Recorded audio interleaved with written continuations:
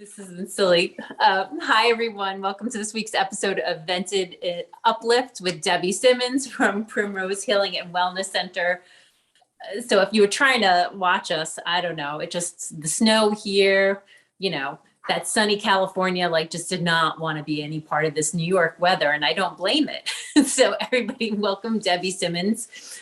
Debby, thank you so much for your patience and understanding. And no problem. Oh, we're not sunny California. We haven't been for a while. The weather here is really bad too. Oh, really? Yeah. What's going on there? It's just rainy and cold, and for San Francisco, it's just unseasonably cold. Oh, okay. Yeah. No snow though. No snow. Okay, but you guys need water in California. Yeah, totally. We do. We I absolutely. know you're spoiled and of the sunshine. But it's been dark and gloomy here. The sun did come out after I the can snow. see it. So that was nice. Yeah. So tell everybody who you are, what you do, and I mean, there's so many. There's Ph.D. There's all these initials, so you have to explain to everybody. Sure, who we are and stuff. So thank Yes. you for inviting me to do this. This is really exciting. So I'm Debby Simmons, and I'm the owner and clinical director of Primrose Healing and Wellness, and we're out here in California. And Primrose is it's a holistic wellness and treatment center. And what that means is, so I have a background in both education and in therapy. So my PhD is in health psychology. I'm also a licensed marriage and family therapist. And I was in solo practice for a long time, and ended up developing several years ago a group practice, which which really took on the idea of holistic wellness, because we were finding that people were seeing a therapist and they're saying, I've got anxiety, or I have an eating disorder, or whatever it might be, and nothing helps. And so as therapists, what we often do is we refer people out to all these adjunctive things, like, well, maybe you should get a massage or see a nutritionist, or a variety of different things. And I thought, why not bring all those people into one center so that we're working together as a team? And that's basically how Primrose came to be. So we are a team of people where we've got therapists like myself, but then we also have a nutritionist, someone who does mindfulness, meditation, yoga. We do what's called polarity therapy, which is energy work and body work. And all those things are in one place. And it seems to be a really good approach. Not too many people are doing it to help people. Yeah, I was looking at what a month entailed in your program. I know that there's 2 months, then it shortens for the second month. But I mean, it sounds amazing. It sounds like everybody should do it and needs it. It seems like therapeutic to all of us. It is. And, so there's a couple different things. So people can come in just because they want to see a therapist, or because they want to see a nutritionist, or because they want some body work. They can come in for any of those independent things. But people who are suffering from something that's more acute, maybe severe anxiety, or somebody who has a substance abuse issue or has an eating disorder, where their treatment options are they're pretty limited. They could go just see a therapist and see if that works. With something that intense, probably not. They'll probably need a different level of care. So they could go to what they call intensive outpatient group programs, which are day programs where they go maybe 4 or 5 hours a day. And it's pretty much 90% group based. And there's pros and cons to that. And then the next level of care is a residential facility where somebody goes away for 28 to 30 days. So what our intensive program does is it takes somebody and it brings them in for five to 6 days a week to meet with, just for 1 hour a day, with one different therapist. So a different modality. So they might meet with me, then the next day they might meet with the nutritionist.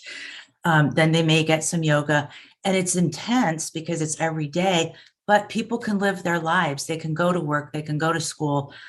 They don't have to, take all this time off in order to get treatment. And the other thing is, because it's not group based, everything it's all one-on-one.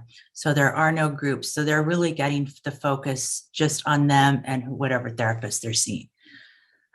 And the good piece is it's telehealth. So because we're doing it all since COVID, I mean, we moved everything to telehealth. Now, obviously we can't do body work that way, but there's, so we can see people throughout California, and we can even, many of the modalities that we have can even see people throughout the whole country. The therapy part, we can't because I'm licensed in California, but Gotcha. we can do health coaching and stuff. But the other things we can definitely do throughout the whole country. Oh, that's nice that people can take advantage of that. Yeah. I know with the new year starting, people, want to start anew, or, what are some tips that, you could say, somebody say struggle with yo-yo dieting? That's such a great question, because you know what, I'm using a couple things. I'm saying, first of all, don't make a resolution at the beginning of the year. We never keep them. With my clients, I talk about, just what are the goals that you want for yourself for the year. And kind of, I think my tagline for kind of this year is your journey into wellness begins with action today. And that means just do something. So somebody who struggles with yo-yo dieting, you just use the key bad word, dieting. Dieting doesn't work. And one of the things we really do is to try to teach our clients that our nutritionist, Heather, is phenomenal. And she works in a way like I've never seen before. So you're eating, and you've got all this bad food that you're eating, or bad junk food, or fun food, let's call it. I don't like the word good and bad. Fun food, right? Whatever that is. Doritos. So everybody tends to, the beginning of the year, hey, let's restrict, right? Let's, get rid of all this fun food, the comfort food. Let's go on low carbs, high protein, fruits, vegetables, whatever fad diet you want to go on. And people will lose weight. But as soon as you go off of it, the weight comes right back on. So the approach really is to learn about healthy lifestyle changes. You can eat anything you want. I mean, if you want to go to McDonald's on any given day, you can go to McDonald's on any given day, as long as you don't do it like every day. So the idea that Heather brings in with our clients is, let's not get rid of anything yet. Let's bring in healthy foods first. Because if you start eating healthy, like let's say, for example, if you go to a party and you're like, oh my God, I'm going to go for all of the chips and everything. Her thing is, go around the room first, go for the veggies, go for the water, the good drinks, maybe some of the high protein things, and then, go over and get those few chips. And if you're still hungry, circle around the room again. Start with the healthy foods, because the idea would be the healthy foods will fill you up, so there's not as much room for the junk food. So even when you're eating dinner, right, do that just kind of with your own plate, load it up mostly with protein and fruits and veggies, and go ahead and put in that, the rice or the pasta. I mean, don't get rid of that stuff, because we need it. But it's really learning to just change the way we look at food. Food is not our enemy. Yeah, it's somebody who just started again, but I'm trying to take, I don't know if you saw or are up to date, so I was just recently diagnosed with breast cancer, early stages of breast cancer. And so I'm like, all right, what can I do differently in my approach? So I just looked into the Mediterranean diet. I don't know, just trying to cut out the sugars and the alcohol that feed cancer. So I'm somebody who's yo-yoed all the time. So I'm sure that you could have a whole session with me about oh, Chrisie, why are you doing this? And I'm aware, I stress eat, and when I'm not, so I think I've gained 10 pounds since diagnosis, but now I've started the new year. I'm like, no, okay, that's it. Now I'm trying to teach myself, this is not about me anymore. This is about my health and the cancer, right? So changing my mindset and my longevity for my family. So, trying to change it but I'm still going to have wine. It's that. There's nothing wrong with that, right? I mean, there's definitely, health benefits to wine, but, I think, and I'm sorry, I did not know about your diagnosis. I'm so sorry to hear that. I know that's scary. I have a client who is dealing with breast cancer right now. And a good friend of mine is basically now in recovery from it. She's been dealing with it basically through COVID. And one of the things that I've recommended for both people is, first of all, watch the Netflix video Heal.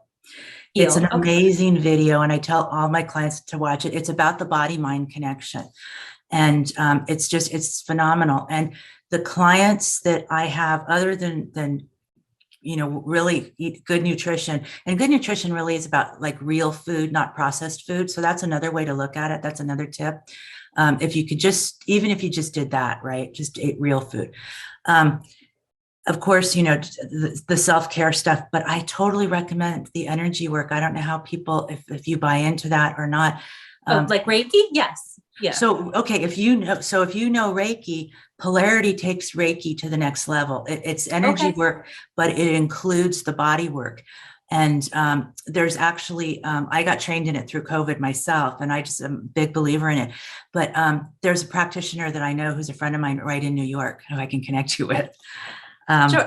I'm not familiar with what polarity is. Can you explain it to everybody? Yes. I know what Reiki is. Okay. So the idea is that we have energy blocks in our body, and that those energy blocks are what cause disease.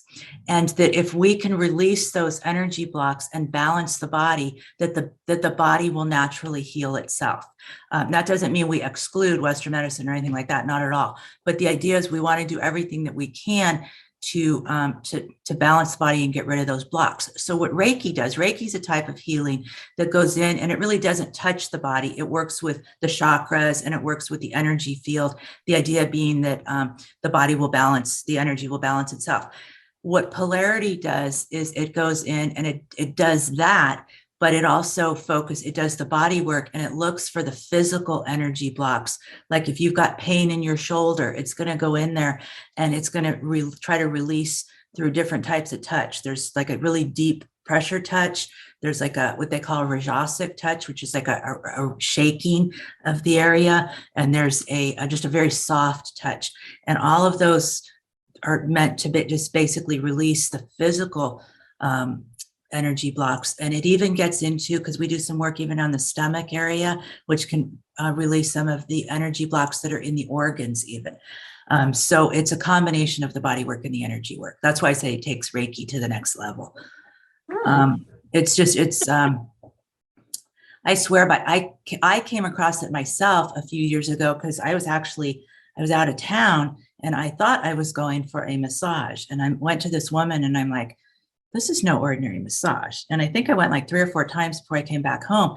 And then she explained to me it was polarity therapy. In fact, I was on a hike with her, and I fell and I just tripped, and I really kind of messed up my knee. And she said, just sit here for a few minutes. And I didn't know what she was doing, but she was doing polarity on my knee, and I was able to get up and just walk and continue the hike. And I said, when I come home, I'm definitely, I have to find somebody who does this. And I found somebody in San Francisco. I think there's more people on the East Coast that do it than in the Bay Area. But so I found someone in San Francisco, worked with him for a couple of years, just for, some body issues, but also just like emotional stuff, and felt phenomenal. And he said, when COVID hit, he goes, do you want to be trained in this? And I'm like, I don't know. And I put in, almost 900 hours of training. And now, so I do polarity work as well. But it's like something I personally swear by, because I've seen the difference in my life. And I think when we personally believe in something, we can, sell it to somebody else a lot better.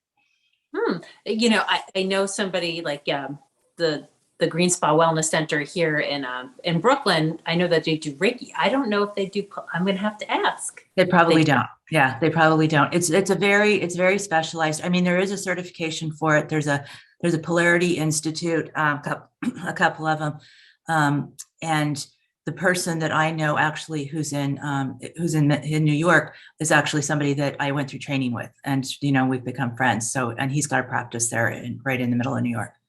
Oh, okay. In the city? Yep. Yeah. I'm going to definitely have to get you his info. Yeah. I have my surgery will be in the beginning of February. So, maybe after and stuff. Cause what I would do is even recommend, cause I just had, ankle surgery, in November. And, I recommend doing a session before surgery, because it just gives your balance, any added healing and balance before you even go into surgery. So you're going in and okay. All right. I want you to pass along his info to me. Thank you. I will, for sure. Yeah. I will. So, you've mentioned COVID a few times now, and you're a couples counselor. Now you must be getting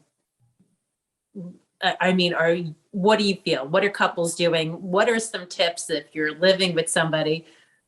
Hi, Mike, like 500 days, like nonstop together. What are some tips you can say for people? That's a great question, because I know, with my husband, it's been like, especially at the beginning of COVID, it was like we were together like 24/7, right? And we were both working from home, and I'm just like, oh my God, we never fought until COVID. And it's not like really fighting, right? It's just, we just, you just get irritated with somebody because you're just around somebody so much. And of course, the person that you're married to or that you're partnered with is the person you love the most. So they're the safest person to lash out at, right?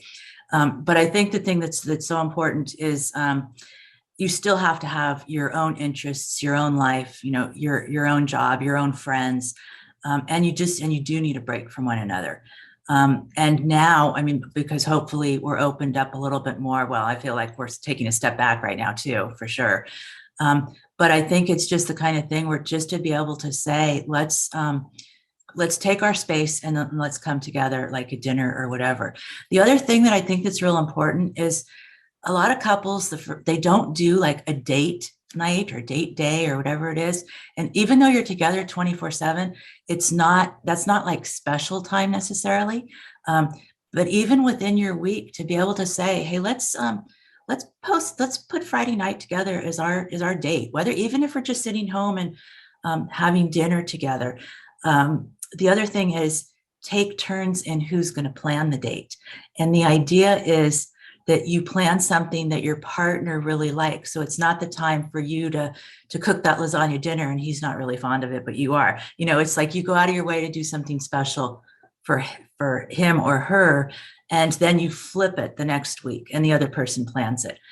Because then it just makes that time special. And then you can talk about the week, review it, and you realize even though we've been irritated with each other, we still love each other and we still can have that time together. Yeah, I think people, work, kids, like I'm so grateful that I don't have little children that have to like be learning on, my kids are 21 and 26, like, so do you have a tip for like a parent in that mix too and what they could do? The parenting thing, and for kids, it's been so difficult this year, especially with online school. I know here the kids have all gone back. I think that's pretty much everywhere that the kids have gone back. But now, again, some of the schools are going back to online learning, at least for a couple of weeks. And parents are they're flipping out. Kids are flipping out. I think what parents need to do with their kids is it's so important that they acknowledge to the kids how hard this is. I think a lot of times what's happening is parents are saying, sit down there, listen to your teacher, be on Zoom all day. And it's hard for parents to realize that kids can't do that, especially the younger ones. Their attention span is not there. And the other thing too is kids have lost their social skills over this last year. And even they need to be back in school right now. And even going back, I knew that this was going to happen. I think teachers are saints, especially this year, but they have to reteach kids how to be social and interact. And so you're going to see a lot of behavior issues with your kids. Unfortunately, as much as I hate to say this, the depression rate amongst kids is up. The anxiety rate is up higher than it has ever been. Girls more so than boys, according to just some of the statistics. The teenage suicide rate, again, more so about female teenagers, is up higher just since the COVID situation, because kids aren't being allowed to express what they're really feeling and get the help that they need. So of course I'm a therapist, so I'm a believer in therapy, but I believe in it for everybody. I just mean, this is an unusual time that we're going through, right? None of us know how to maneuver it. And I think we've learned and we've gotten really good at it, but don't be afraid to ask for help for yourself, for your partner, for your kids. I think those are my biggest recommendations. Right. And like, there's so many of us that are still letting fear get in our way, right? Do you have some kind of recommendation for what we could say to our partner or to ourselves? Like, oh, I'm afraid to go out, or I'm Yeah. afraid you have a child that doesn't want to go out. I think with fear and anxiety, I think the first thing a couple things that we've got to recognize. Fear and anxiety are about when we don't feel in control. Now, clearly, we have not been in control this whole 2 years, right? So it's really important that we take control of the things that we can. We identify the things that we can't control, and then we have to find a way to kind of let go of that. So being really aware of what your comfort level is. Like if you're comfortable going out to the grocery store, then go out to the grocery store. What can you control? You can control if you wear a mask. You can control if you bring your child with you or not. You can control the day of the week that you go on that's maybe less crowded. If you're not comfortable, order groceries. Don't go. But I think recognizing your comfort level, taking control where you can. And the other thing is really staying in the moment, not thinking about too far into the future, because I think anxiety is about thinking about the future and doing all of the what ifs, and sometimes thinking about the past and sort of rehashing it. Like I've got a client right now who's like saying, yeah, I don't want to go through anything we did before. I'm like, don't go back there. Just deal with what we're doing today. We're not in grocery store lines again. And that's one of the things that come up. We're not there. What's different today? And what do you have control of today? And be in the moment. That's all that we can do, I think, during crisis, is just deal with what's happening today. You're healthy today. You don't have COVID. Your family doesn't have COVID. And I think that's the most important thing. When we start future tripping, anxiety can get really big. Future tripping. Okay. I've never heard that. Future tripping. Yeah. Right. Because, like, oh, I might get COVID if I go out. Oh, I might get this. Oh, I might. Right. It stops. It trips you up. Yeah. And you just gotta stay in the moment. And what am I doing today? And believing that I know that I'm healthy. And I really believe too, because obviously I believe in the energy work and all that. I just really believe that we have to just really put out there that we are healthy. And we are going to stay healthy. And, we have to do the things physically to make ourselves healthy, take care of ourselves. Here's the holistic piece. Physically, make sure you're eating well, getting enough sleep, getting exercise, that, you're taking care of any illnesses that you do have, that emotionally that you're doing okay, that you're in balance. Even spiritually, whatever your own spiritual beliefs are, and spirituality and religion are two very different things. But that connection to something bigger than you, right? To be able to trust that there's something that's going to take care of you. People who have anxiety, who have like no kind of spiritual belief, have a much more difficult time letting go of the things they can't control than people who have some kind of spiritual belief. Because if I believe in God or the universe or energy, whatever it is, and I can just give my fears away, that's helpful. But if I don't know how to give them away to anything or anyone, then I don't know how to let go of them. And it makes the anxiety. And holding on to them. Yeah. Interesting. So, yesterday I had asked if anybody had a question, and I don't know if you can answer this, but I guess they were asking if there is any kind of healthy vitamin that they should look for. I don't know if you have recommendations at Primrose or anything like that. Well, you know what we do, and I personally am a big believer in supplements. I mean, I use them myself, but I can't. I mean, I wouldn't, as a therapist, I'm not giving medical advice, because that's up to somebody and their own doctor. Our nutritionist, Heather, does work with people in terms of recommending nutritional supplements. And she even offers like just a 15-minute free consultation to just talk to someone to see if they want to do that. I mean, what I say to everybody in general is just, I think everybody, taking a multivitamin has been recommended. Things like, like right now, zinc is, and anything that's going to boost the immune system, zinc and vitamin C are really good, in terms of that. People dealing with anything like depression, anxiety, the fish oils 369 and vitamin D can be really good. And those are just all basic things that I say to my own clients without making medical recommendations. But I always say, check with your doctor, because I could say that as a standard. but everybody's got their own physical condition, and that they need to know, like any supplements, would that conflict with any vitamins that they're taking. But supplements are great. There's no question. I will let her know, and I will let her know about the 15-minute free consult. Thank you. So okay. So we talked about that. How about, you talked about just set a goal, like just another like tip for just the new year, and some people are feeling down, like we said about COVID. Yeah. So just some kind of positivity or daily routine that you believe in that you should tell people, like, recommend. So I think in terms of, I think just saying, what do you want for yourself for the year? And I do like this thing that I said, if, taking a journey towards wellness is doing something today.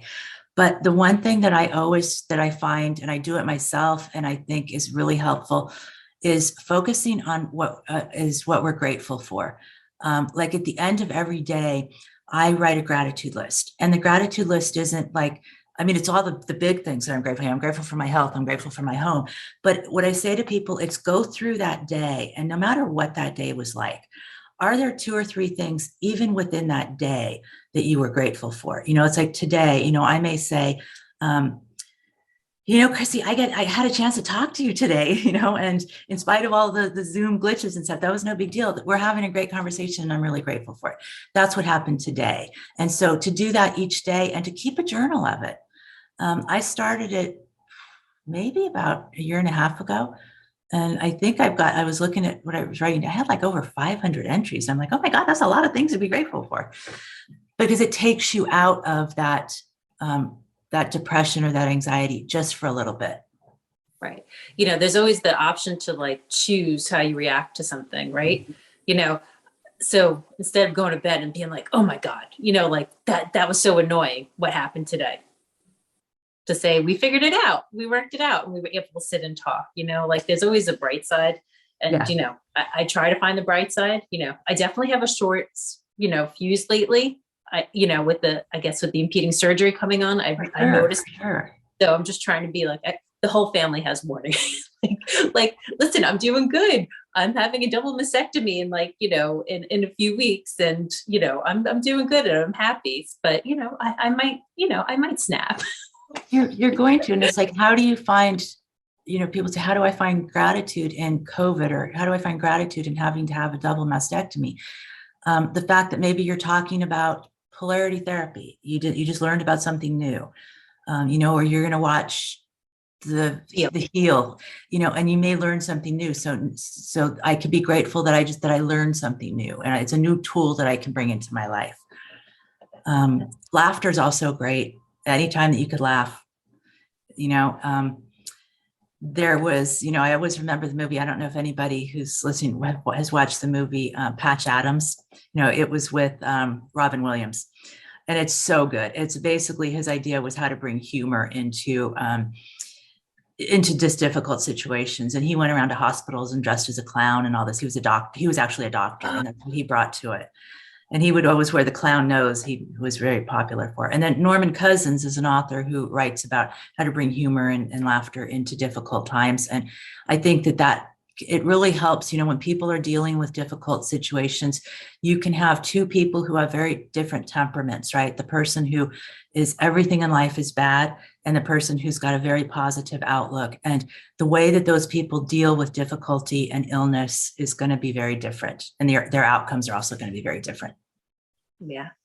I like seeing the positive. That's good. I can see that in you. I just see that you're dealing with some really difficult stuff, and you're smiling and laughing, and I can see that you're very positive. Yeah. I've been making jokes because my surgery date's 2/2. I'm like 2/2 for my new set of 2, like. And 2/22. Yeah. You gotta laugh, You have to. There you go. Yeah. I don't want to sit here and cry. I want to laugh and, help other women, and, spread people like you, like people out there making a difference and helping people feel good and get lifted every day. That's what we have to do, and change the world. Yeah. So, yeah, it's the friend of mine who is in recovery from cancer. She basically, what she's doing now is she is doing a lot to help other women. She lives in Australia, but she's doing a lot to just help other women. And make the world aware of the medical situations and the good things and the not so good things about our medical system, which I'm sure you're finding out yourself. Yes, yes. And, or the options for like why I didn't want to go for a lumpectomy, radiation, and, I just didn't want to go for those options or take tamoxifen. That was the choice for me. I'm like, no, I'd rather not. Let's do this and see if I don't have to do anything, because that's what I'd rather do. Yeah. And some women don't feel that as a choice, or even get told that, well, you can do this and maybe you don't have to do any of that. But, I know so many women who, unfortunately, 1 out of 8 who have had the same kind of diagnosis, and, was able to compare all their scenarios and to look at them a year later and see, like, I see how they're healing. I see how they're doing and their happiness level. And unfortunately, I was able to use that to make my own decision.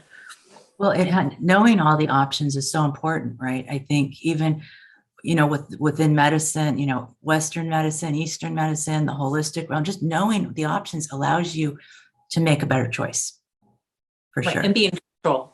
Yeah, absolutely. And that's what, makes you feel good and get through it. And instead of cancer controlling me, I'm controlling it. Absolutely. Yeah. Right. I have enjoyed talking to you so much. So tell everybody where they can find you. So our website is Primrose Healing and Wellness.com. Our intensive program is also primroseintensive.com, but I'd start with the first one, Primrose Healing and Wellness. And our email is admin@primrosehealingandwellness.com. And our phone number is on the website, but it's the main number is 650-425-3451. And we have a Southern California number too that people can look up, and either one's fine. But I'd love to just answer questions. And like I said, Heather offers a free 15-minute consultation. That's pretty much true for all of us. Any of buddy who wants to just talk and say, hey, is this right for me? I want to get on a different journey for wellness for this year. We're going to be putting out an app eventually. I'm just starting that process, so I'm very excited about that. So congratulations. Yes, thanks. I'm looking forward to it. It'll be a chance that people who don't want to do therapy, that they could do like a monthly subscription kind of thing. So hopefully within the next couple of months, that'll be coming out. That's awesome. Yeah. Congratulations. Thank you. It's a big deal. Oh yeah, it is a big deal. So I'm excited about it. It's sort of my new project. Right. And my new thing is I have to start working on my children's book. That's like, cool. That's the goal of the year. So yeah, it's been something that's been in the works for a year. Cool. I'm like, no, I have to, concentrate on Invented in Brooklyn. I can't allow myself to do something else. And, now I'm like, listen, I was just on TV. That was a lot of fun. I'm like, but now I want to write the children's book again. So it's in honor of my dad. It's called Noble Norm. So that's great. That's what I want to work on. So you got your app, I got my book. That's great. Awesome. Okay. All right. Well, I love talking to you too. This has been amazing. Thanks. I am going to send you the name of my friend who's in. I'll email it to you. Who's in New York, and you can give him a call. And, definitely. Thank you. All right, everybody. So thank you for coming on this week's episode, and thank you all for watching. And go look out for Debby Simmons at Primrose, and go look up all the information. And if you're in California, hire her.